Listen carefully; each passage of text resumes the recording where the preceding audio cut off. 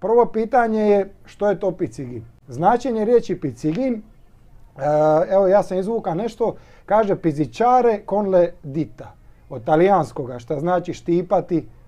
Tako je, trzati o žicu, štipati prstima i tako je. Podjebavati, šta bi rekli. Pizziciare znači zadirkivati.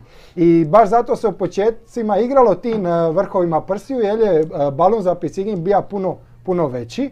A ja imam jednu drugu čak teoriju, što malo kad sam istraživao, ima italijanska riječ koja zvuči picciare, a znači udriti, pogoditi, udariti.